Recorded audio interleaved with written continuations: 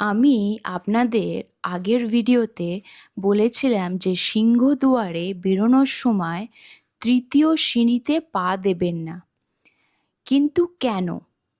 সেটা জানতে হলে পুরো ভিডিওটা স্কিপ না করে দেখতে হবে। পুরীর জগন্নাথ মন্দিরে মোট 4টি প্রবেশ পথ আছে, মানে 4টি দুয়ার আছে। তার মধ্যে সিংহদুয়ার একটি। আর সিংহদুয়ার হলো মূল দুয়ার, মানে বলতে পারেন মেন গেট। আর সিংহদুয়ারে মোট 22টি সিঁড়ি রয়েছে। আর এই 22টি সিঁড়িকে উড়িয়া ভাষায় বলা হয় বাইশি পচ্ছা, মানে হলো যার 22 মানে 22টা বা 22, আর পাচ্ছা মানে সিঁড়ি মানে স্টেপস। বাইশি পাচ্চা বলা হয় যা মানুষের 22টি মানবিক দুর্বলতা বা পাপের প্রতীক। এই ধাপগুলো পার হয়ে ভক্তরা আত্মশুদ্ধি লাভ করেন বলে বিশ্বাস করা হয়। পুরাণ অনুযায়ী এগুলো ভগবান বিষ্ণুর 22টি অবতারের প্রতীক।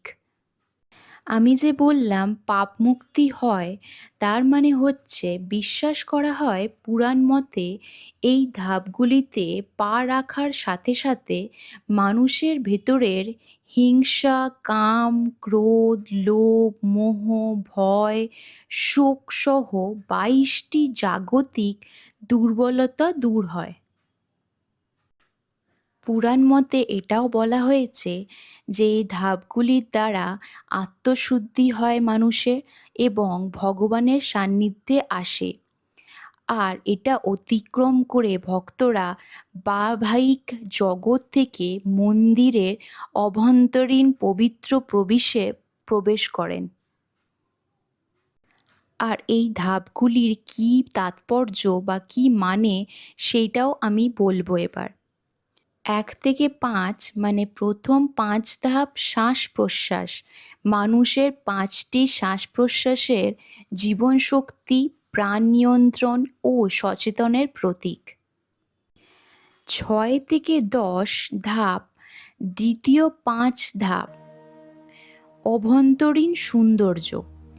এগুলি মানুষের অভ্যন্তরীণ সৌন্দর্য এবং ইন্দ্রিয়গুলিকে নিয়ন্ত্রণ করার প্রতীক।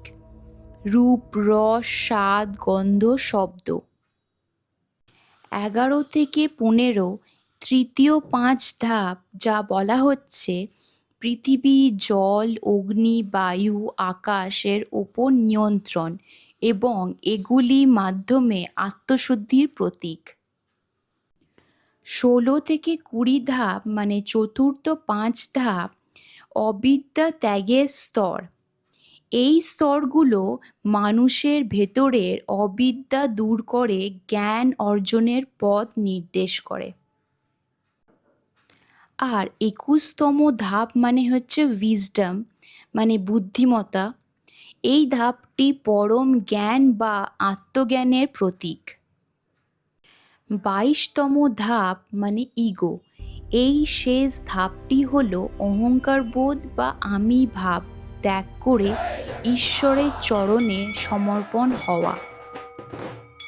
আর ভিডিওর শুরুতে বলেছিলাম তৃতীয় সিঁড়ি বা ধাপে পা দিতে নেই, কারণ শেষ থেকে তৃতীয় সিঁড়িতে পা দিতে নেই কারণ এখানে যমরাজের বাস, মানে যমরাজের স্থান সম্পর্কিত বলে মনে করা হয়।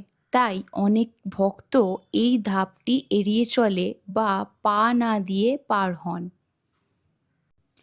আপনি যদি জগন্নাথ মন্দিরে প্রবেশ করার সময় এই সিঁড়িতে পা দেন, তাতে কোনো অসুবিধে নেই।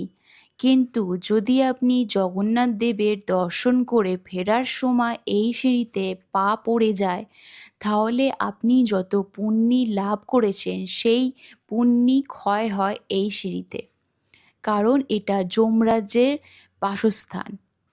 তাই ভক্তরা যখন ফিরে আসে তখন এই সিঁড়ি অ্যাভয়েড করে বা এড়িয়ে চলে।